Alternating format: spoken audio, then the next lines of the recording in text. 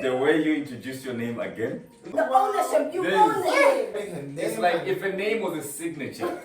I just heard it. This is your Peace. man. Is it safe to say we're gonna have part 2?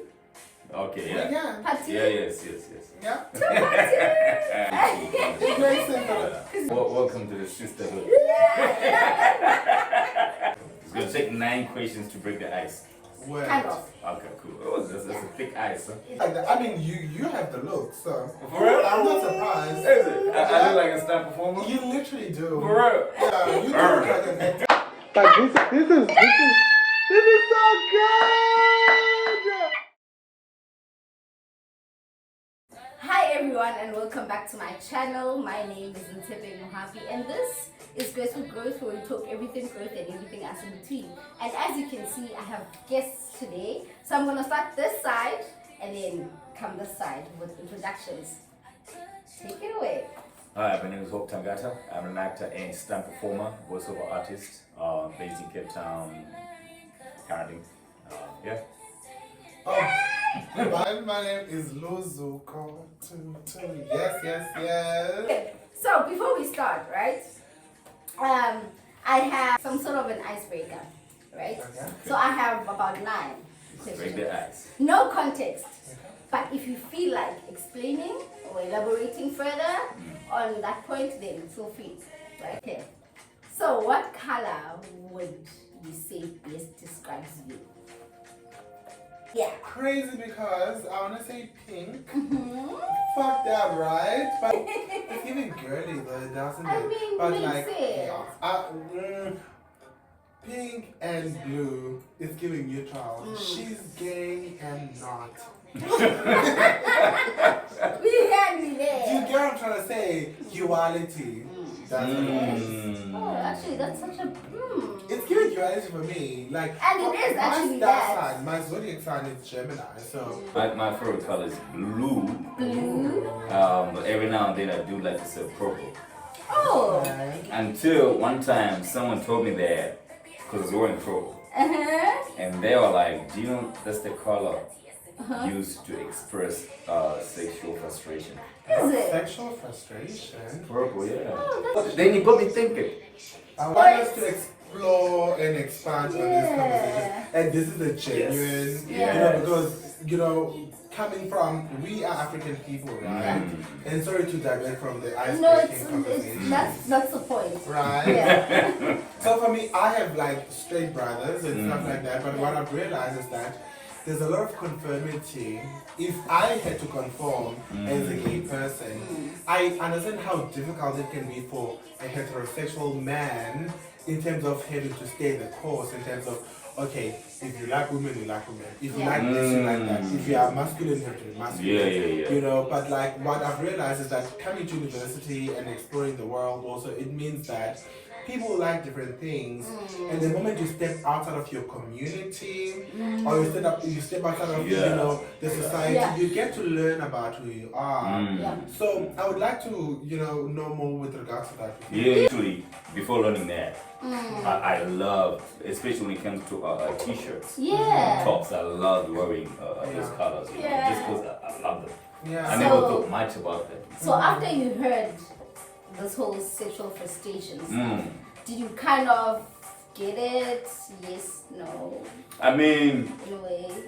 I didn't throw my clothes away. That's good. I mean, good fashion is good fashion. Good fashion, good stuff. I mean, I like what I like, Right. But I say that, but also I've always been someone who, in terms of fashion, I've always liked what I like. Yeah, I was already comfortable in there, regardless of what anyone said. Ooh.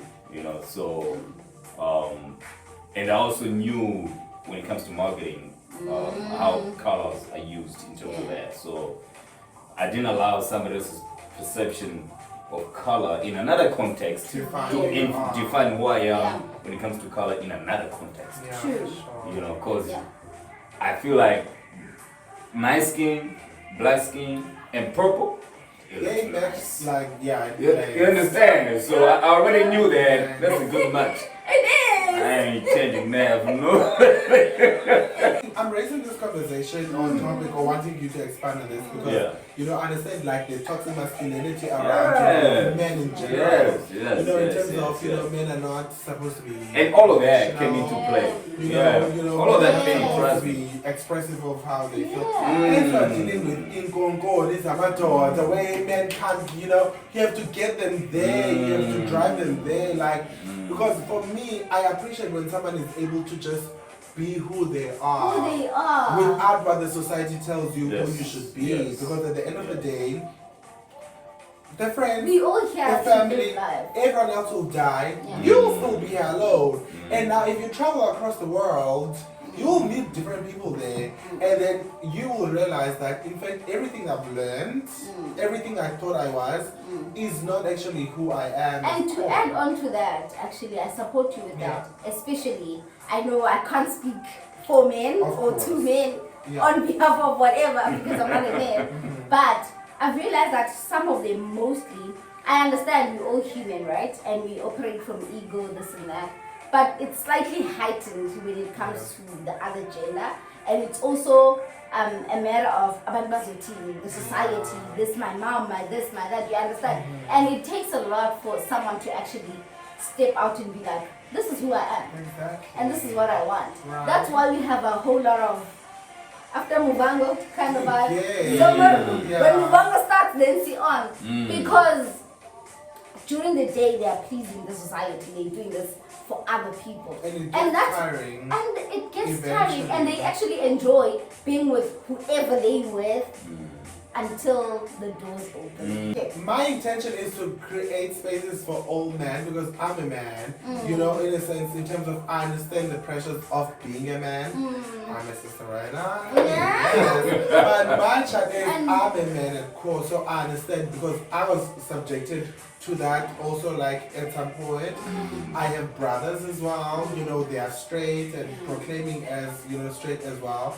And I love that for them. But I like the fact that they are able to tune into their emotions. Yeah. The moment men are so avoidant of the Yeah. emotional side, because they're not gonna, you know, they're not gonna serious side. No, they I can't. don't need guys, be more open, please. Yeah. And the thing about that, about running, about fear, Yeah. about running from fear, Yeah. you don't realize that it's actually controlling you. Exactly. So there's a lot of people out there who are running from emotions, not knowing that they're actually being controlled by the very emotion they're running away from. Yeah. True. Yeah. And my question was going to be, what does the fear look like, or how do you define the fear, or how do you see the fear? And you, as someone who has, I would say, stood out of that, and then you're looking at the fear or the pressure to men from the outside, and as someone who's actually experiencing that in real time.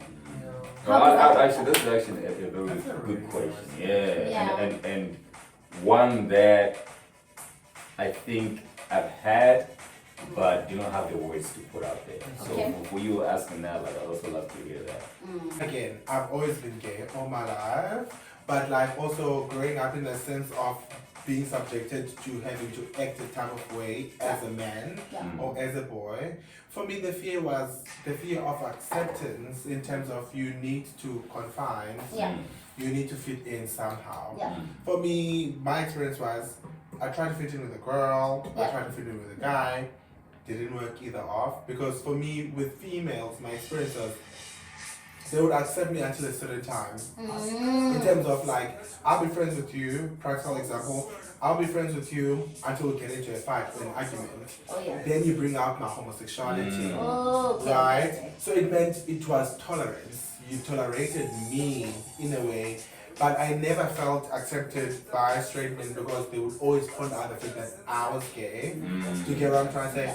So it was trying to figure out where I fit into both sides because I'm neither off. I'm a man, but I'm a man that likes men.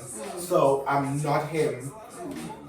I'm a man, I like men like you, but I'm not you. Yeah. So it's like, okay, like where do I balance it all? Yeah. But also at core, I'm a man. So I understand when men, it's a fear of being outcasted by every other man. Yeah. Because they see, if you are homosexual, if you are different, other men are gonna pick it up and they're gonna talk about it. Yeah. So rather I blend in, rather I become part of the group, talk about the P word. Yeah. I'm gonna talk about the P word, you know, because I mean every other niggas are talking about that. Yeah. But now also at the same time there's no individualism to that. Being Because- queer, for me, one thing I've loved and appreciated about myself, looking back at the people that I've grown up with, there is so much distinction between them and I because my opinions are my opinions. I've always been different in terms of what I've liked, the Yeah. music that I've liked, you know, because being a heterosexual man, it means if the men in your area like Rome, you have to like Rome. If you like Beyonce or Rihanna for some reason, you look at them like, you get Yeah. it's heteronormative in a sense of you have to be confined into a certain box.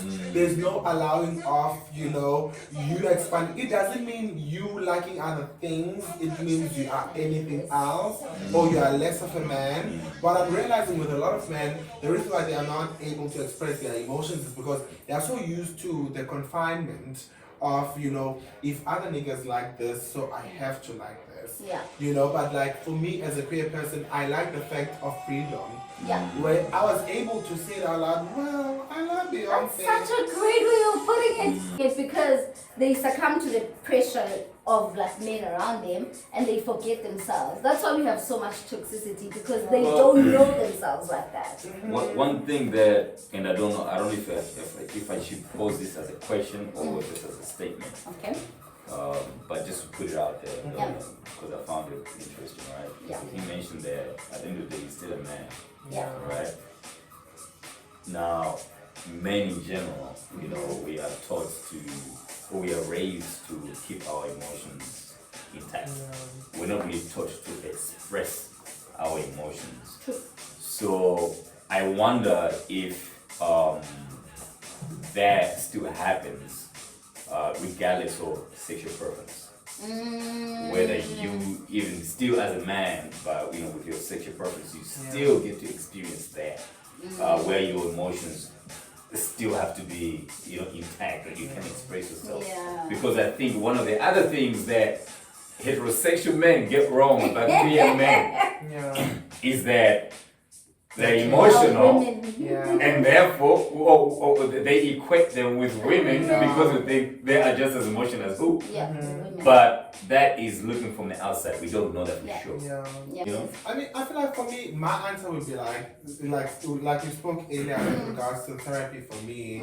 You know, that's a practical, literal example to you guys in terms of, like I said, I'm attending therapy right now. Merely because I've had a difficult time expressing my emotions.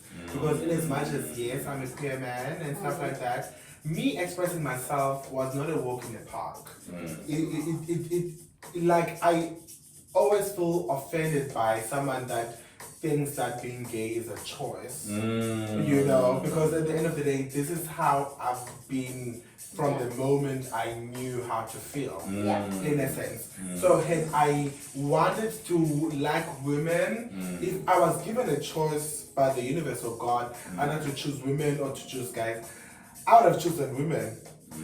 Any day. Why? Knowing how the society is, knowing how if I would have chosen a man, it would be so hard for me to navigate my life in that space. So as I have literally been always drawn to my same gender, that has subjected me to the entire homophobia that I've experienced, the entire hate that I've also experienced, which have tended to me being in my shell, me always having my earphones at work, and me being in my bubble and stuff like that. Now that I'm older, I'm understanding that it's not working out for me anymore because I'm either using alcohol or weed or every other thing to kind of numb the pain. But you eventually get to a point where you're like, I can't do it anymore because again, I'm a man. So either you are a queer man or you are a straight man, eventually you are subjected to have to conform. There are emotions or there's a box that you have to conform to. For me, it was rebellion because I could not breathe in that box anymore. I was suffocating. It's either I would have died in East London or I would have left. Hence, I've left it for the past 7 years because I was like, well, I can't function in this society anymore. Rather, I go to somewhere else. And it was amazing when I got to Cape Town, where people didn't We give are a fuck. very colorful. People in Cape Town are so colorful. People in Cape Town didn't give Such shit. a colorful. You can explore who you are without judgment. Judgment is in my head right now. Wow. That's what I've realized. From the moment I stepped my foot in Cape Town, no one gives a fuck. Everyone's trying to get about. Like, everyone's trying to make money. Everyone's trying to, get the bread. Unfortunately, it is. But for a person like me that comes from such an environment, I am always till this day, guys, internalizing it. Hence, therapy for me is kind of like balancing it out to try and say, well, yes, but you're still you. You get it? Because I'm still a man at core. Actually, with that being said, we are all living, or we're all here for the first time, right? And it's so important to actually get to a point where, like, whenever someone does something, like, you just be yourself. Like, because whenever people do negative or do the terrible things to you, you just they're like, I mean, it kind of hurts at that moment, but you just be yourself. So I can imagine that as a queer man, and you're still a man. Sorry, okay, sounded I mean, you're no, still a man. perfect. You are a Because man. I am a man. You I'm a are. Xhosa man. Yes. And that's so there's a lot of tradition and religion. I've chosen, my parents were so surprised when I was the one in my house, and even my mom and dad were surprised, because my older brother went before me 3 years before. When I was in grade 12, I was like, Mom and Dad, I need to go to the laundry. My dad was like, hold on. Because they knew you as a man already. Exactly, because for them, they would not have been surprised if I would not do that.